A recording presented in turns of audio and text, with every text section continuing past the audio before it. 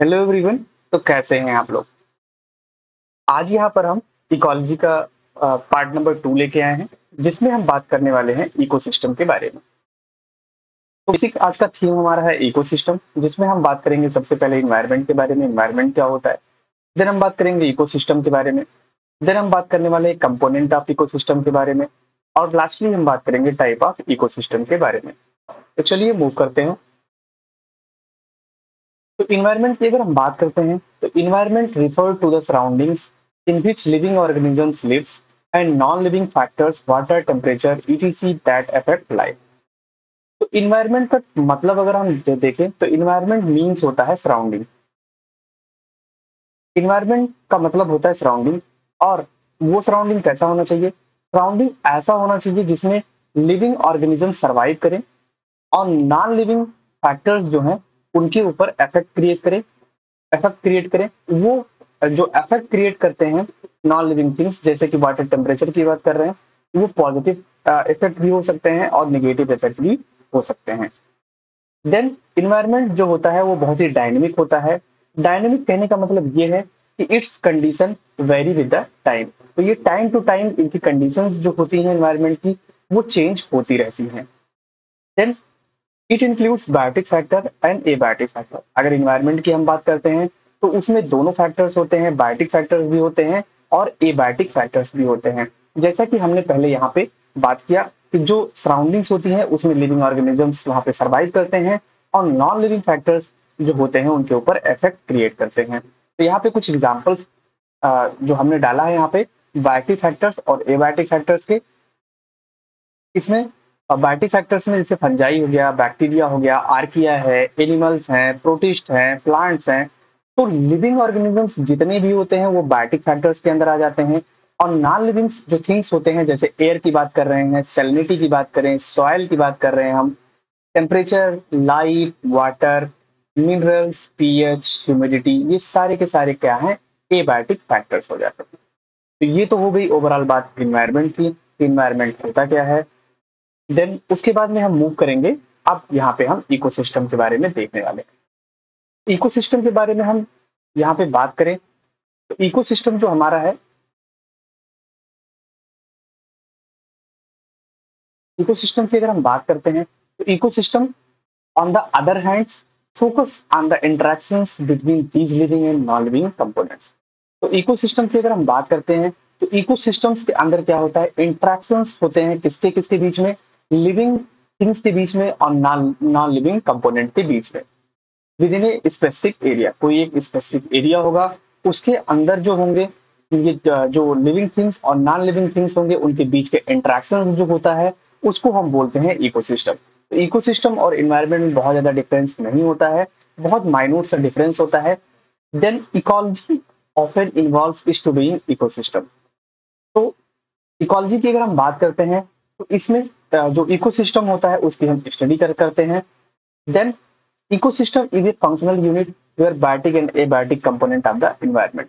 तो इकोसिस्टम की ही हम बात कर रहे थे, जहां पे जो उनका फंक्शनल यूनिट होता है जो कि बायोटिक और एबायोटिक कंपोनेंट होते हैं, जो कि इन्वायरमेंट में ये रहते हैं। तो वही हमने बात किया कि इन्वायरमेंट और इकोसिस्टम में बहुत ज्यादा डिफरेंस नहीं होता है। इकोसिस्टम का ये फंक्शनल यूनिट होता है बायोटिक कंपोनेंट और एबायोटिक कंपोनेंट। और ये बायोटिक और एबायोटिक कंपोनेंट कहाँ पे से रहते हैं? वो इन्वायरमेंट के अंदर रहते हैं। तो इन्वायरमेंट जो होता है हमारा सराउंडिंग होता है, जहाँ पे लिविंग थिंग्स और नॉन लिविंग थिंग्स दोनों जो होते हैं वो हमारे होते हैं। Interplay interact with each other. और वही बात किया कि बायोटिक और एबायोटिक कंपोनेंट्स जो होते हैं दोनों आपस में क्या करते हैं? इंटरेक्ट करते हैं।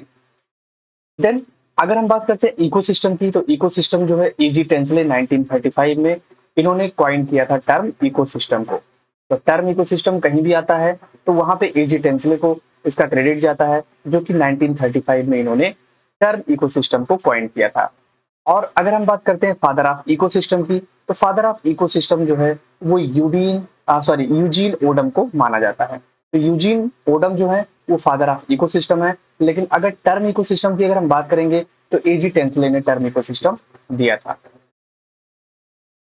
देन अगर हम इसी में बात करें, जो कि हमने यहाँ पे डायग्राम जो हम यहाँ पे रखे हुए हैं, जिसमें हम बात कर रहे हैं बायोटिक एबायोटिक फैक्टर्स की। तो तो यहाँ पे जैसे कि यहाँ पे कुछ एनिमल्स दिखाई दे रहे हैं, ये प्लांट्स दिखाई दे रहा है।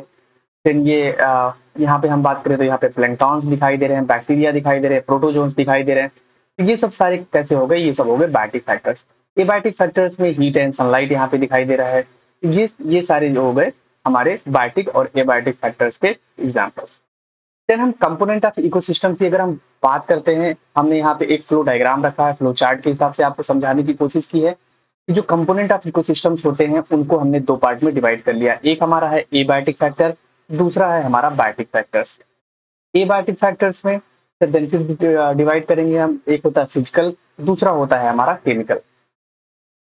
देन फिजिकल की अगर हम बात करते हैं तो फिजिकल में हमारा लाइट आ जाता है, टेम्परेचर आ जाता है, प्रेसिपिटेशन आ जाते हैं, एयर आ जाता है, फायर आ जाता है, देन ये हमारा लास्ट में वाटर आ जाता है। ये सारे हो गए फिजिकल एबायोटिक फैक्टर्स। अगर हम केमिकल एबायोटिक फैक्टर्स की बात करेंगे तो जिसमें pH, salinity, moisture, nutrient content, toxic substance और डिजॉल्व ऑक्सीजन ये हमारे आ जाते हैं। देन बायोटिक फैक्टर्स की अगर हम बात करते हैं तो उसको हमने दो पार्ट में डिवाइड किया है। पहला होता है हमारा ऑटोट्रॉप्स, दूसरे होते हैं हमारे हेटरोट्रॉप्स। तो बायोटिक फैक्टर्स में हमारे लिविंग ऑर्गेनिजम्स आ जाते हैं। वो लिविंग ऑर्गेनिजम्स दोनों कैटेगरी के हो सकते हैं, ऑटोट्रॉपिक ऑर्गेनिजम्स भी हो सकते हैं और हेटरोट्रॉपिक ऑर्गेनिज्म भी हो सकते हैं। देन ऑटोट्रॉपिक ऑर्गेनिजम्स को हमने फर्दर पे डिवाइड किया है। सबसे पहले आते हैं प्रोड्यूसर्स, देन आते हैं कंज्यूमर्स, देन आते हैं हमारे डीकम्पोजर्स। देन कंज्यूमर्स जो होते हैं बहुत सारे टाइप्स से हो जाते हैं, जैसे कि हर्बीवोर्स, कार्निवोर्स, ओमनिवोर्स और डेट्रिटिवोर्स। तो ये हमारे हो गए component of ecosystem. Component of ecosystems को मेजरली हमने एबायोटिक फैक्टर और बायोटिक फैक्टर्स में डिवाइड किया था। देन हम आगे मूव करेंगे और बात करेंगे हम टाइप ऑफ इकोसिस्टम के बारे में। तो वहां पे हमने देखा कि कंपोनेंट क्या क्या थे। तो कंपोनेंट में हमारे बायोटिक कुछ फैक्टर्स भी थे और हमारे पास एबायोटिक फैक्टर्स भी थे। देन हम टाइप ऑफ इकोसिस्टम की अगर हम बात करते हैं तो इसको दो बेसिक पार्ट में इसको डिवाइड किया गया। एक होता है नेचुरल इकोसिस्टम, दूसरा होता है हमारा artificial ecosystem. Then natural ecosystem जो होते हैं, एक होता है टेरेस्ट्रियल और दूसरा होता है हमारा एक्वेटिक। देन उसके बाद में टेरेस्ट्रियल की अगर हम बात करेंगे तो फिर इसको फर्दर पार्ट में डिवाइड किया गया है। Forest ecosystem, desert ecosystem, grassland ecosystem. Then aquatic की अगर हम बात करेंगे तो फ्रेश वाटर इकोसिस्टम और मरीन इकोसिस्टम्स। तो ये टाइप ऑफ इकोसिस्टम्स हो गए। और कितने टाइप के इकोसिस्टम्स होते हैं तो यहाँ पे हम बेसिकली अगर हम बात करेंगे नॉर्मल अगर हम बात करें तो ये सारे जो हमारे पास इकोसिस्टम्स हैं इनके बारे में हम डिटेल स्टडी करेंगे आने वाले क्लासेस में, जैसे forest ecosystem, desert ecosystem, grassland ecosystem, fresh water ecosystem, marine ecosystem, ये सारे आ जाते हैं। मोटे मोटे तौर पे अगर हम बात करते हैं तो फॉरेस्ट इकोसिस्टम में हम देखते ये हैं कि फॉरेस्ट के अंदर जो हमारा इकोसिस्टम्स है उसको हम स्टडी करते हैं। डिजर्ट की बात करेंगे तो डिजर्ट एरिया में जो इकोसिस्टम हमारा आ जाता है उसको हम स्टडी करते हैं। देन ग्रासलैंड की बात करते हैं तो ग्रासलैंड इकोसिस्टम्स जो हमारे ग्रासलैंड्स हैं उसके बारे में हम यहाँ पे अगर हम स्टडी करेंगे तो ग्रासलैंड इकोसिस्टम आ जाएगा। फ्रेश वाटर की बात करते हैं जैसे कि हमारे हो गए रिवर, पॉन्ड, लेक, ये सारे हो गए तो वो हमारा हो जाएगा fresh water ecosystem. Then marine की बात कर लेंगे तो सी हमारा आ जाता है जो जिसको बोलते हैं समुद्र, तो वो हमारा हो जाता है मरीन इकोसिस्टम। तो इन सब जो इकोसिस्टम्स है उनके बारे में हम फर्दर क्लास में डिटेल में स्टडी करने वाले हैं। तो आई थिंक आपको ये इकोसिस्टम का कॉन्सेप्ट अच्छे से समझ में आ गया होगा, जिसमें हमने बात किया सबसे पहले एनवायरनमेंट के बारे में, देन हमने बात किया इकोसिस्टम के बारे में, देन हमने बात किया कंपोनेंट ऑफ इकोसिस्टम के बारे में, देन हमने बात किया टाइप ऑफ इकोसिस्टम के बारे में। तो अगर वीडियो पसंद आया है तो लाइक जरूर करें and don't forget to subscribe my YouTube channel biology by SK sir. Thank you so much.